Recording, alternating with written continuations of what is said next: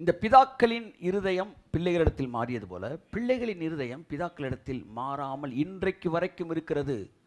இது ஒரு மிகப்பெரிய ஒரு கஷ்டகாலம். நல்ல கிருபை பேசுகிற ஆள்கிட்ட கூட இருக்குது சார். கிருபை பேசுகிறவர்கள் சிலர்கிட்ட கூட அவர்கள் இருதயம் பிதாக்களிடத்தில் திருப்பப்படவில்லை. சிலர் சொல்லுவாங்க, ஊழியர்கள் ரொம்ப லக்ஸூரியஸாக வாழ்கிறாங்க, அதனால் நாங்கள்லாம் அந்தளவு பெரிய லெவல் சப்போர்ட் பண்ணல. இவனை ஏமாத்துறது ரொம்ப சுலபம். இவனை ஏமாத்துறது ஆமாம் ரொம்ப கஷ்டமே கிடையாது. கும்முன்னு வரும்போதெல்லாம் ஒரு வறுமை கோலம் போட்டு வந்துட்டா இவன் ஈஸியாக ஏமாந்துடுவான். ஆனால் ஒரு விஷயம் என்னென்னா, அவனை மறுபடியும் கெடுத்தே வச்சுருக்கிறீங்க.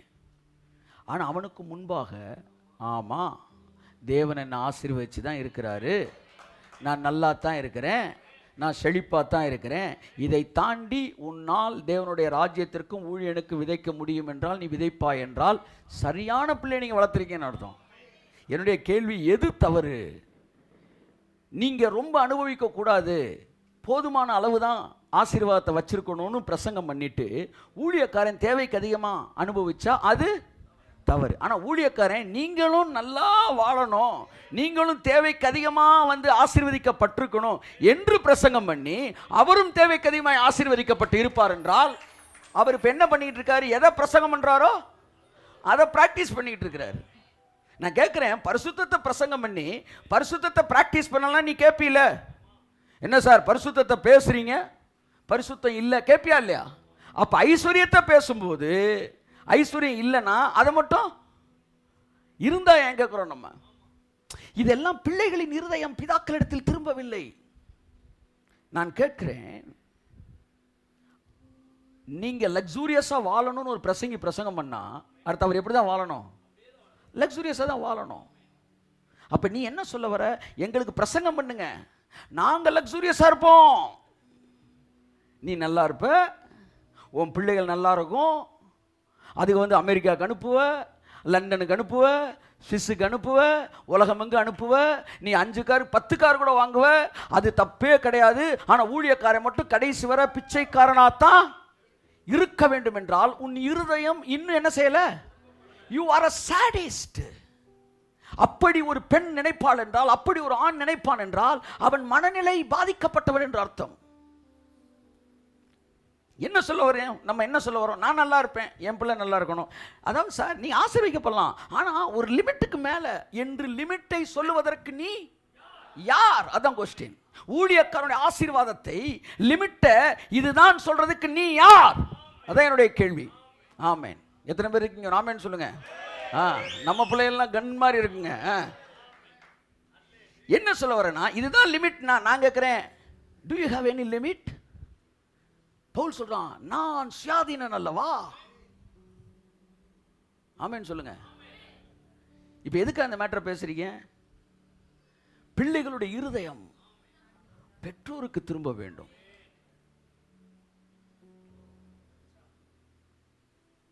ஆமென் சொல்லுவோம். இந்த கடைசி காலத்துல தேவன் நினைச்சார்னா ஊழியக்காரனுக்கு வரதை ஃபுல்லா ஸ்டாப் பண்ணி அவனை வறுமையில வச்சிருந்து பக்காவா இன்னும் ஒரு 1000 பேர் 2000 பேர் உள்ள கூட்டுறலாம். ஆனால் தேவன் பர்பஸாகவே ஊழியக்காரன் ஆசீர்வதிப்பார். ஏன்? அவன் மாறட்டும், அவன் மாறணும், அவன் மாறணும். அவன் இருதயத்துக்குள்ளே இருக்கிற தேவையில்லாத அந்த மதம் என்கிற அரண் என்ன செய்ய வேண்டும்? உடைய வேண்டும், உடைய வேண்டும். ஆமென். இது எங்க இருக்கு? நீங்க நினைக்கிறீங்களே, எல்லாருக்குள்ளேயும் போய் பார்த்தா ரொம்ப டீப்பா போனா ஒரு லெவலுக்கு மேல வரும்போது எல்லாருக்கும் இருக்கும். நல்லா உள்ள போயிட்டீங்கன்னா ரைட்டு ரைட்டு, சூப்பர் சூப்பர், ஆகா,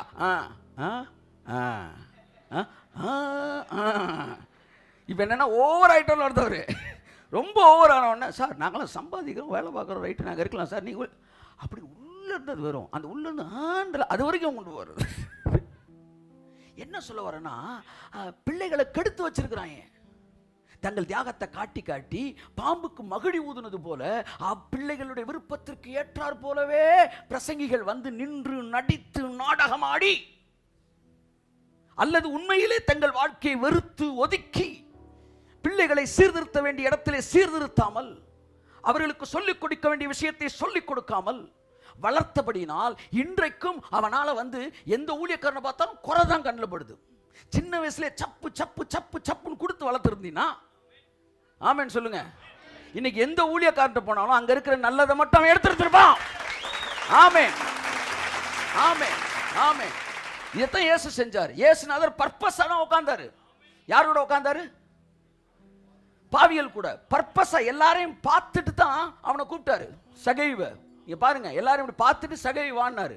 ஏன்னா உங்க அம்புட்டு பேருக்கு நீ உடைக்கிறேன்டா. பர்பஸா செஞ்சாரு. அதே மாதிரி அந்த ஸ்திரியை மன்னிக்கும் போது சுத்தி பார்த்துட்டு தான் நீ போலாம் அப்படின்னாரு.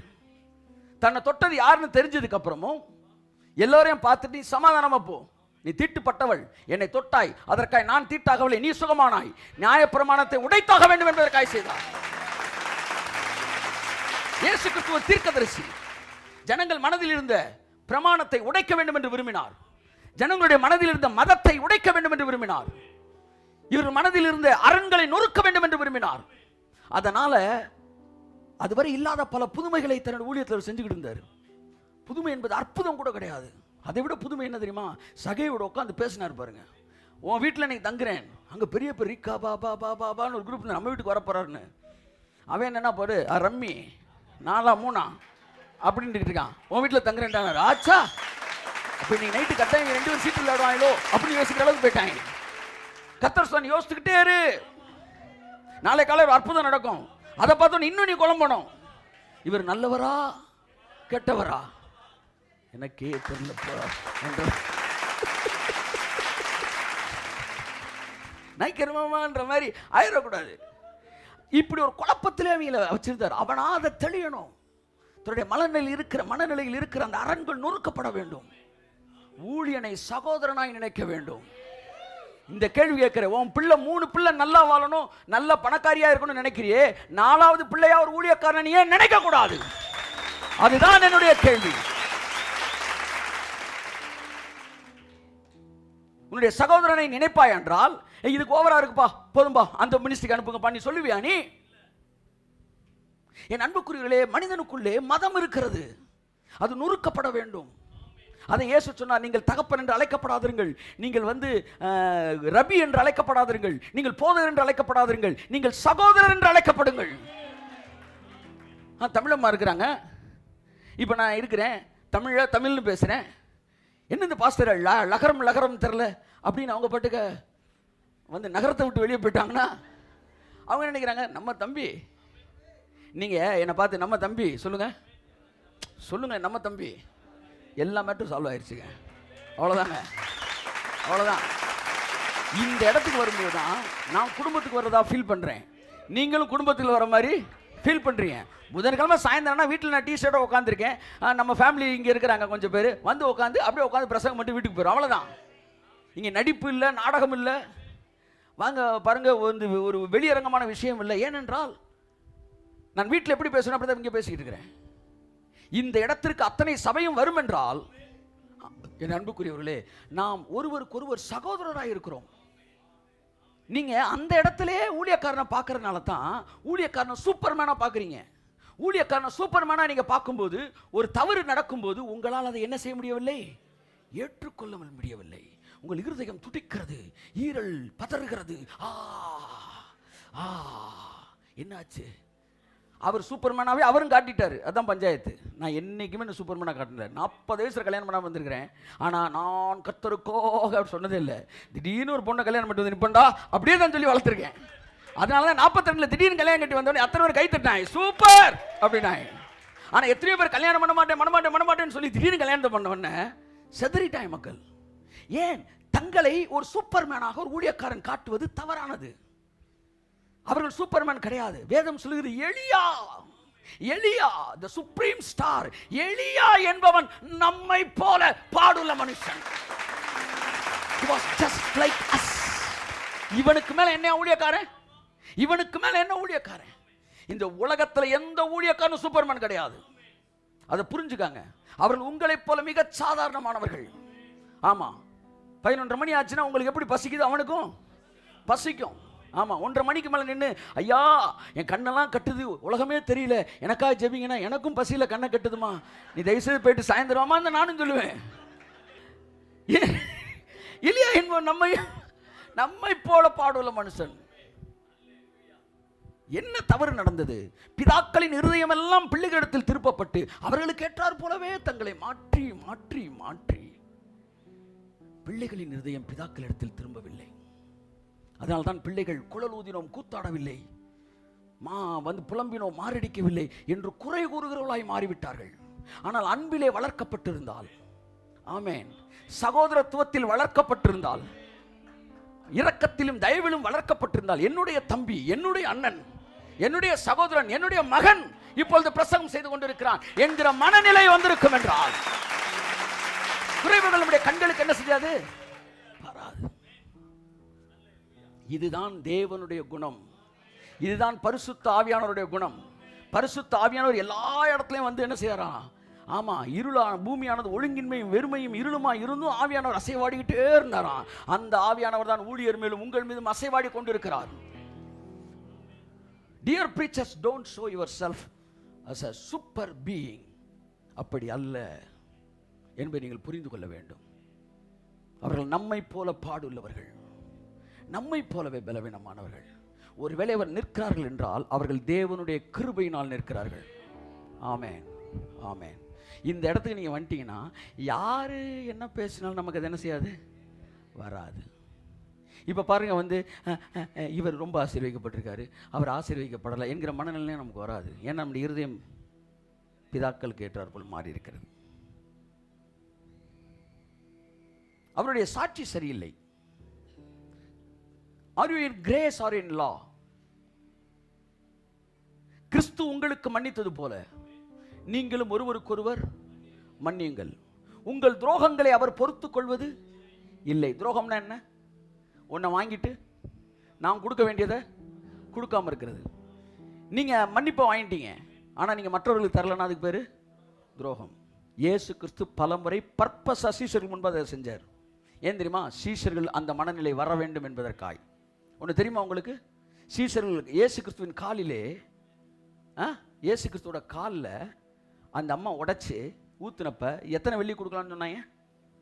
சொல்லுங்க. 200? 300 பணத்துக்கும் அதிகமாக விற்று என்ன செய்யலாம்னு சொன்னாங்க? சொல்லுங்க. தரித்திரருக்கு கொடுக்கலாமே. ஏன் உங்க பர்பஸா தரித்திரருக்கு கொடுக்கலாம்னு சொன்னாங்க? சொல்லுங்க. ஏன் தரித்திரருக்கு கொடுக்கலாம்னு சொன்னாங்க தெரியுமா? முந்தின அதிகாரத்தில் தரித்திரருக்கு கொடுக்கறத பத்தி அவர் என்ன செஞ்சாரு? பிரசங்கம் பண்ணாரு. இச்சிறியரில் ஒருவனுக்கு எதை செய்கிறீர்களோ அதை எனக்கே செய்தீர்கள் அப்படின்னு ஜகா ஜகா ஜகான்னு ஒரு பெரிய தரித்திரருக்கு கொடுக்கறத பேசிட்டு, போன வாரம் பிரசங்கம் தரித்திரருக்கு கொடுக்கறது, இந்த வாரம் காலில் உடச்சி ஊத்து அப்படின்னு யூதாசு தெளிவாயிட்டான்.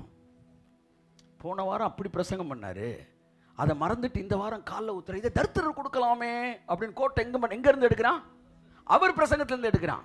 அவன் நினைச்சிட்டான் பிரசங்கத்தை இவர் மறந்துட்டார். அவர் சொல்றாரு, பிரசங்கமே நான் தான்டா, என்ற திருநெல்வேலிக்கே அல்வாவா, கண்டக்டருக்கே டிக்கெட்டா, திருப்பதிக்கே லட்டா, நீ ஞாபகத்தில் வச்சிருந்தா நான் ஞாபகத்தில் வச்சிருக்க மாட்டேனா? அப்புறம் ஏன் நான் காலில் உடச்சி ஊற்ற சொல்கிறேன் தெரியுமா? பர்பஸாக தான் செய்கிறேன், பர்பஸாக தான் செய்கிறேன். ஒரு ஊழியன் உங்களுக்கு புரியாததை செய்யும் போதும், ஏன் தெரியுமா? அந்த இடத்துல தான் யூதாஸை வெளியே அனுப்புறதுக்கு பக்கா பிளான் நடக்குது. That is the final test, that is called acid test. அந்த ஆசிட் டெஸ்ட்டுக்குள்ள எவன் தாக்கு பிடிக்கிறானோ அவன் சீசன், எவன் தாக்கு பிடிக்கலையோ அவன் யூதாஸ். என்ன ஆசிட் டெஸ்ட்? அவர் சொன்னதுக்கு எதிராக அவரே வேலை பார்ப்பாரு. அதை பார்த்த உடனே கர கர கர கர கர கர கர கர கரன்னு சுத்தும். பதில் இருக்கு, ஆனா இப்ப சொல்ல மாட்டேன், சொன்னா நீ உள்ள இருந்துருவ. நீ பதில் கிடைக்கலன்னு போன பிறகு இருக்கிறவனுக்கு நான் பதில் சொல்லுவேன், இருக்கிறவனுக்கு தெளிவா பேசுவேன்னு. அவன் போனதுக்கு பாரு, அவன் வந்து கோமாயிட்டு போயிட்டான். அதுக்கப்புறம் அவர் பேசுறாரு, தரித்திரருக்கு செய்யறது எனக்கு செய்யற மாதிரி தான், ஆனா எனக்கு செய்யற மாதிரி வேற, எனக்கே செய்யறது வேற, ஊழியனுக்கு செய்யறது வேற, தரித்திரனுக்கு செய்யறது வேற. வந்து வந்து தலைவனின் தைலத்தின் மதிப்பு தெரிந்த உனக்கு ஆமென். லம்பாகினியா அந்த காரில் வந்து இறங்கினேன்னா எவ்வளோ பக்கம், எத்தனை கோடிப்பா? 5 5 crores. அந்த காரில் வந்து இறங்கணுன்னா அவர் 5 கோடி ரூபா காரில் வந்து இறங்குறார் அப்போ நீங்கள் சொல்லுவீங்களா? கார் மதிப்பு எங்களுக்கு முக்கியம் இல்லடா, உள்ள இருக்கிற தலைவர் மதிப்பு 500 கோடிக்கு சமம். உள்ள இருக்கிறவரோட மதிப்பு உங்களுக்கு தெரிஞ்சிருச்சுன்னா வெளியே இருக்கிறவரோட மதிப்பு உங்களுக்கு தெரியாது. இன்னைக்கு எத்தனையோ பேர் பாருங்க வந்து ஊழியர்களை வந்து ரசிப்பார்கள், எல்லாம் செய்வார்கள். ஆனால் வந்து லெவலுக்கு மேலே போகும்போது இது அவருக்கு தேவையில்லை என்று பேசுவார்கள் என்றால் அந்த ஊழியன் அந்த அளவுக்கு தகுதி வாய்ந்தவன் அல்ல என்கிற மனநிலை இருக்கிறது. பிள்ளைகளின் இருதயம் இந்த கடைசி காலத்தில் பிதாக்களிடத்தில் திருப்பப்படுவதாக, எலியாவின் ஊழியம் நிறைவேறுவதாக. ஃபர்ஸ்ட் பார்ட்டை யோவான் ஸ்நானகன் செய்தான், செகண்ட் பார்ட்டை எலியாவின் ஆவியுடைய நாம் இந்த கடைசி காலத்தில் செய்ய கடமைப்பட்டிருக்கிறோம். அன்புக்குரியவர்களே, ஒருவேளை உங்களுடைய தனிப்பட்ட வாழ்க்கைக்கான தனிப்பட்ட ஒரு சில காரியங்களை தேவன் எனக்கு தெரியாமல் உங்கள்கிட்ட பேசியிருக்கலாம். ஆனால் பர்பஸை ஃப்ரேம் பண்ணி நான் பேசலை. ஆனால் வாழ்க்கை முழுவதற்கும் உங்களுக்கு பயனுள்ள ஒரு விஷயத்தை இன்றைக்கி நான் சொல்லியிருக்கிறேன். ரொம்ப முக்கியமான அந்த விஷயம் தெரிஞ்சுக்கணும். இந்த மார்ஜினை போடாமல் நம்ம வந்து அடுத்தடுத்த மெசேஜ் கொடுத்துக்கிட்டே போனோம்னா அடுத்த மெசேஜ் உள்ளே என்ன செய்யாது, போகாது, வேறு எங்கேயோ போயிடும் மைண்டு. இதை நீங்கள் புரிந்து கொள்ள வேண்டும். ஆண்டவரே, இந்த கடைசி நாட்களிலே குறை கூறுகிற பிள்ளைகளாய் நாங்கள் இராதபடிக்கு நாங்கள் ஒருவரை ஒருவர் சகோதரராக எண்ணி நேசிக்கக்கூடியவர்களாக எங்களை நீர் மாற்றும்படிக்கு நன்றி சொல்கிறேன். ஸோ தேவனுடைய பெரிதான கிருபை, அது தேவன்கிட்டருந்து நான் வாங்கிட்டு வந்த வரோம், அப்படி தான் நான் சொல்லுவேன். என் கூட இருக்கிற பிள்ளைகள் எல்லாம், என் கூட இருக்கிற பிள்ளைகள் மீன்ஸ் என் கூட இருக்கிற எல்லாருமே இதுவரைக்கும் வந்து கிரிட்டிசைஸ் பண்ணுற மாதிரி ஒருத்தரை கூட தேவன் எனக்கு இதுவரைக்கும் கொடுக்கல. நாளுக்கு நாள் தேவன் அது போன்ற நல்ல ஒரு சப்போர்ட்டர்ஸையும் ஆசீர்வாதங்களையும் அதிகரிக்க தான் செய்கிறார். நான் ஜனங்களுக்கு ஏற்றாற்போல் நடிக்க வேண்டும் என்றால் மிக திறமையாக நடிக்கிறவன் நான் நடிச்சிருப்பேன். நான் அந்த பாவத்தை செய்யாதபடி தேவன் என்ன செய்தார், பாதுகாத்து கொண்டார். நானும் குழல் ஊதியிருக்கலாம். குழல் ஊதியிருந்தால் ஒருவேளை இன்றைக்கு வருகிற காணிக்கை விட அதிகமாக எனக்கு வந்திருக்கலாம். ஆனால் என்ன செஞ்சுட்டேன், என் வாழ்க்கைக்கு நான் ஒன்றை கெடுத்துட்டேன்னு அர்த்தம். இந்த ஜெனரேஷன்லேயும் உங்களை பாஸ் ஆக்காமல் விட்டுட்டு போயிடுறது. அடுத்து வேற எவனாச்சும் ஒருத்தன் வருவான், அவனையும் நீங்கள் குறை சொல்கிற மாதிரி வளர்த்து வச்சுட்டு போயிடுவேன். அடுத்து வர்றவனையும் நீங்கள் குறை சொல்லிட்டு தான் இருப்பாங்க மக்கள். கடைசி வரைக்கும் பிள்ளைகள் இருதயம் மாறாமலே போயிருக்கும். ஆனால் எனக்கு ஒரு பெரிய ஒரு எழுப்புதலை நான் பார்க்குறேன். இந்த சந்ததியில் ஒரு பெரிய மாற்றத்தை நான் பார்க்குறேன். குறைவுகளை தாண்டி ஊழியனை நேசிக்கக்கூடிய ஏராளமான ஆத்துமாக்களை நான் பார்க்குறேன். நான் சொல்கிறேன், அந்த பிள்ளைகள் நிறைவான பிள்ளைகள். ஆமாம், ஞானமானது தன்னுடைய பிள்ளைகளால் நீதியுள்ளதென்று ஏற்றுக்கொள்ளப்படும். ஆகவே உங்கள் தலைவரிடத்தில் காண்கிற குறைகளை காண்பீர்கள் என்றால் அவைகள் மாறிக்கொண்டிருக்கிறது என்பதை நீங்கள் மறந்து விடாதீர்கள். சில நேரம் நம்மை மாற்றுவதற்கு சில இடத்துல அப்படி வச்சிருப்பார். நான் ரட்சிக்கப்பட்டு ஊழியத்துக்கு வந்தபோது என் குடும்பத்தில் எல்லாருமே நான் ஊழியத்துக்கு போகிறத என்ன செய்யலை, அனுமதிக்கலை. எங்கள் அப்பா அனுமதிக்கலை, எங்கள் அண்ணன் அனுமதிக்கலை. வீட்டில் இருந்தாலே சண்டை பஞ்சாயத்து வந்துக்கிட்டே இருக்கும். ஆனால் என்னை திட்டிக்கிட்டே இருக்கிற மாதிரி ஒரு சூழ்நிலை. அன்றைக்கி ஒரு செகண்டில் எங்கள் வீட்டில் இருக்க எல்லாரையும் கர்த்தர் மாற்றிருக்கலாம். ஆனால் மாற்றி இருந்தால் நான் மாறி இருந்திருக்க மாட்டேன். ஆனால் சுற்றி என்னை திட்டும்போது அதையும் கேட்டுட்டு அமைதியாக நான் உட்காந்து, ஆமாம், சிலுவையை நான் விடேன், ஊரார் இடி மேஜர் அது அந்த பாட்டு என் மீட்பர் சென்ற, ஆமாம், அப்படியே ஸ்ட்ராங்காக நின்றனால என்ன ஆச்சுன்னா எனக்குள்ளே நிறைய மாற்றம் வந்துச்சு. உங்களை சுற்றி இருக்கிறவர்கள் மாறாமல் இருந்தால் என்ன நடந்து கொண்டு இருக்கிறது என்றால் நீங்கள் மாறிக்கொண்டிருக்கிறீர்கள். நீங்கள் மாறின உடனே அடுத்து ஒரே செகண்டில் எல்லாத்தையும் மாற்றிடுவார் தேவன். எல்லாத்தையும் மாற்றிடுவார். நீங்கள் விரும்புனதோட சூப்பராக மாறிடும். பாருங்க, சொரசொரப்பான அறத்தில் தான் பளபளப்பான கத்திகள் தீட்டப்படுகிறது. உங்களை சுற்றி இருக்கிறவங்களாம் சொரசொரன்னு இருந்தால் தான் நீங்கள் நல்லா வளவலன்னு என்ன செய்வீங்க. சுற்றி இருக்கிறதெல்லாம் வலுவலுவலுன்னு இருந்தாங்கன்னு வச்சுக்கோங்களேன், நீங்கள் உருவாக்கப்படவே மாட்டீங்க. ஆமாம், உருவாக்கப்படாமல் கடைசி வரைக்கும் இந்த நிமிர்ந்துக்கிட்டே நிற்கும் பாருங்கள் சிலர். அப்படி அது என்ன செஞ்சிடும், உடஞ்சிரும். அன்றைக்கி ஒரு பெரிய புயல் அடிச்சிச்சுல, இங்கே இருக்கிற 2 மரங்கள்லாம் சாஞ்சிருச்சு.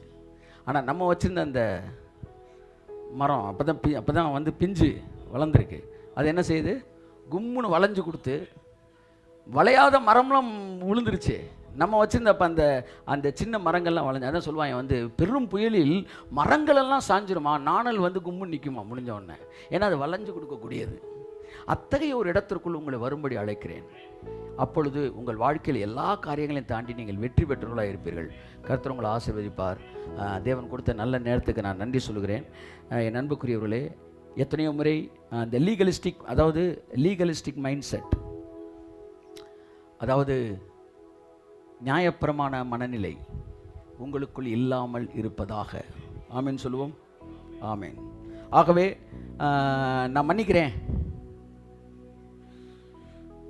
ஆனால் அதுக்காக நான் வந்து மினிஸ்ட்ரிலாம் இன்வால்வ் ஆக முடியாது, சப்போர்ட்லாம் பண்ண முடியாது. அதுக்கு பேர் தான் மன்னிக்காததே. இல்லை, எல்லாம் சரியாகட்டும் தருவோம். நான் சொல்கிறேன், எல்லாம் சரியாகட்டும் தருவோம்னு அவர் நினச்சிருந்தா இன்றைக்கி நம்ம ட்ரௌசரோடு தான் போயிட்டுருக்கணும். நீ சரியான பிறகு உனக்கு அவர் ஒன்றை தரல, உன்னை சரியாக்கிக்கிட்டே தந்துக்கிட்டே சரியாக்கினாரு. அப்படித்தான் நீங்கள் உங்கள் பிள்ளைகளை ஹேண்டில் பண்ணுறீங்க. அப்படி தான் இருக்கும். இல்லை, அவர் இப்படி சொல்கிறாரு, இவர் அப்படி சொல்கிறாரு. Still you are let by human being. மனிதர்களால் தான் இன்னும் நீங்கள் நடத்தப்படுகிறீர்கள், இன்னும் நீங்கள் ஆவில் நடத்தப்படவில்லை. ஆமென் சொல்லுவோம். இது சரியில்லை, அது சரியில்லை என்கிற மனநிலை உங்களுக்குள் இருக்கும் என்றால் நீங்கள் நியாயப்பிரமாணத்திற்குள் இருக்கிற கிருபை பிள்ளைகள். ஸோ கிருபைக்குள் இருக்கும்போது இந்த லீகலிஸ்டிக் மைண்ட் செட்டு வரவே வராது. நியாயப்பிரமாணத்தின் எண்ணங்கள் நமக்குள் இல்லாது இருக்கட்டும். ஸோ கர்த்தர் நல்லவர். இதுதான் பதில். அடுத்த 20 வருஷத்துக்கு வேறு பதிலே கிடையாது. ஏன் ஏன் ஏன் என் கேள்விக்கு என்ன பதில் என்கிறவர்களுக்கு இந்த செய்தி என்னவென்றால், this is a ministry of Elijah. கடந்த காலத்தில் தகப்பன்மார்களின் இருதயம் பிள்ளைகளுக்கு திருப்பப்பட்டது. இந்த காலகட்டத்தில் பிள்ளைகளின் இருதயத்தை தகப்பனுக்கு திருத்துகிறார். கண்களை மூடி ஜெபிப்போம். நல்ல பிதாவே, இயேசு கிறிஸ்துவின் வெளியேறப்பட்ட நாமத்தினாலே நாங்கள் நன்றி சொல்கிறோம். ஆண்டவரே, இந்த வருகிற நாட்களில் குழல் ஊதுகிற கூத்தாடுகிற ஊழியங்களாய் வருகிற நாட்கள் இருக்கிற ஊழியங்கள் இராதபடி, ஜனங்களுடைய விருப்பத்திற்கு ஏற்றார் போல பிரசங்கம் பண்ணாதபடிக்கு, அவர்கள் விருப்பத்திற்கு ஏற்றார் போல நாடகம் போடாதபடிக்கு, நான் இன்னும் மனுஷனை பிரியப்படுத்துகிறவனாய் இருந்தால் நான் தேவனுடைய ஊழியக்காரன் அல்லவே என்று பிரசங்கிக்கிற தீர்க்கதரிசியை போல தைரியமாய் ஆண்டவரை நாங்கள் வார்த்தையில் பிரசங்கிக்க உதவி செய்துள்ளோம். ஜனங்கள் இதயத்துக்குள்ள இருக்கிற இந்த வார்த்தை கேட்க போகிற எல்லாருடைய இதயத்துக்குள்ள இருக்கிற எல்லா விதமான நியாயப்பிரமாணத்தின் எண்ணங்கள், நியாயப்பிரமாணத்துக்கான அந்த சர்க்கியூட் எல்லாம் இயேசு நாமத்தில் டிமாலிஷ் ஆவதாக. கிருபையின் ஆவி, கிருபையின் எண்ணம், கிருபையின் மனது உண்டாகட்டும். வார்த்தைகள் எல்லாம் உப்பினாலே சாரமேற்றப்படட்டும். ஆசீர்வதிக்கிறோம் இயேசு கிறிஸ்துவின் நாமத்தில் பிதாவே. ஆமென், ஆமென், ஆமென், ஆமென்.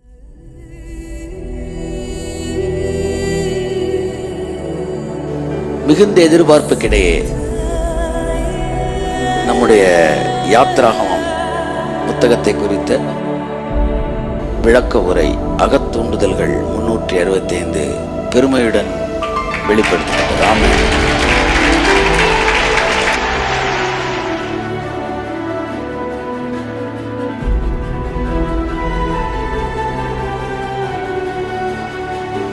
ஒரு புத்தகத்தை என்ன நோக்கத்தில் எழுதுறாங்களோ அந்த நோக்கத்தில் படிக்கிறவங்க படிக்கணும்.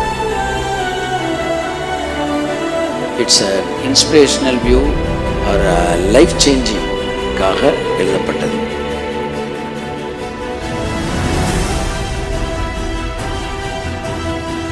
இதில் ஆவிக்குரிய பார்வை, இறையியல் பார்வை, வாழ்வியல் பார்வை, வியாக்கியான பார்வை இதெல்லாம் வருது. ஆனால் ஃபண்டமெண்டல் என்னன்னா, ஒவ்வொரு பக்கமும் உங்கள் லைஃப்பை சேஞ்ச் பண்ண முடியாது. ஆமென். ஆகவே அந்த நோக்கத்தோடு படியுங்கள். It will mould your characters and it will bless your ministry.